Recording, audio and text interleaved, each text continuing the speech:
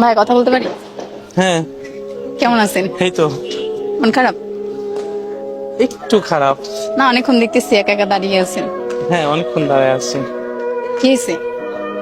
কিছু না, একটু মন খারাপ, কোন একটা মানুষের কথা ভাবছি। বলা যাবে?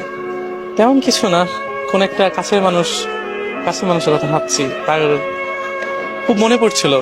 কিছু কাছের মানুষ থাকে না, যার কথা খুব মনে পড়ে, কিন্তু কিন্তু মানে তার কথা মনে পড়ছে, কিন্তু বলার মতো বা কারো কাছে প্রকাশ করার মতো কোনো কিছু নাই, বা প্রকাশ করার মতো কোনো অপশন থাকে না, তেমন কিছু।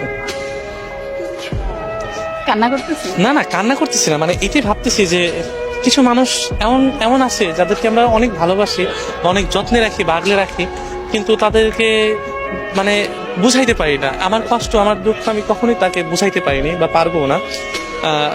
মানে আমার যে মানে তার সাথে কথা বলারই অপশন আছে, বাট কথা বলতে পারছি না, বা ইচ্ছা আছে উপায় নাই, বা উপায় আছে ইচ্ছা নাই। বিষয়টা এমন যে কিছু আপন মানুষ বা কাছের মানুষ থাকে যারা কিনা খুব নির্মম ভাবে ঠকায়, আর যখন ঠকায় না, তাদের সাথে কথা বলার ইচ্ছাটা মরে যায়। তাই আমার ক্ষেত্রে এটা হয়েছে, দাঁড়ায় দাঁড়ায় তার কথা ভাবছি যে মানুষটাকে কত আগলে রেখেছি, কত ভালো জেনেছি বা ভালোবেসেছি, কিন্তু তাকে আজ ইচ্ছা থাকতেও অপশন নাই, বা অপশন আছে বাট কোনো ইচ্ছা নাই, এমন হয়েছে। যখন কাছের মানুষ অন্য পুরুষে আসক্ত হয়ে যায় না, তখন এই ইচ্ছাটা না মরে যায়। যে কাছের মানুষটা যখন অন্য পুরুষে আসক্ত হয়ে যায় বা 12 পুরুষে আসক্ত হয়ে যায়, তখন প্রথম হয়তো বুঝতে পারিনি, যখন পরে বুঝতে পারি, তখন বুকের বাঁ পাশে এক বুক কষ্ট নেমে আসে, যেটা আমি বা আমার মতো পুরুষ যারা আছে তারা কাউকে বোঝাতে পারবে না, বা কেউ কখনো বুঝাইতে পারবে না। যে মানুষ যখন আপন হয়, আপন হয়ে যাওয়ার পর যখন পর হয়ে যায় বা অন্য মানুষের হয়ে যায়, তখন কি পরিমাণ কষ্ট হয় আমি এটা বুঝাইতে পারবো না।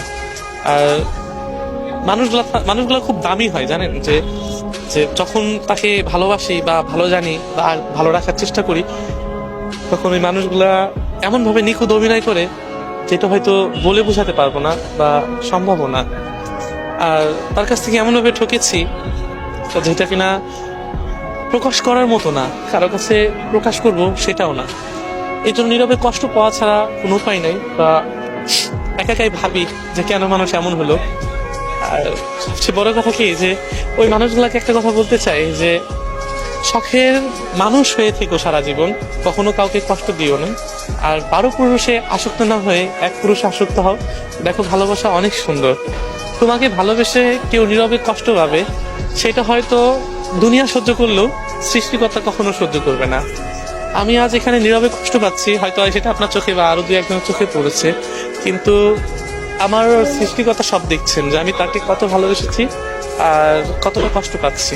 সে 12 পুরুষে আসক্ত হয়ে এখন হয়তো ভালো আছে, কিন্তু একটা সময় আমি ভালো থাকবো, সে অনেক কান্না করবে। এমনটা কিন্তু প্রকৃতির নিয়ম। আর আমার দুঃখের কথা কি বলবো, তার জন্য বুকের বাতাস আমার খুব কষ্ট হয়।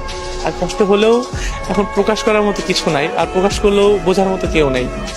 সো এটাই আমি তাকে এটাই বলতে চাই যে শখের নারী হয়ে থেকেও 12 পুরুষ আসক্ত হয়ে কোনো লাভ নেই। ভালোবাসা সুন্দর, তবে যদি ভালোবাসার মানুষটা সঠিক হয়। ভালো থাকুক, সবার ভালোবাসা।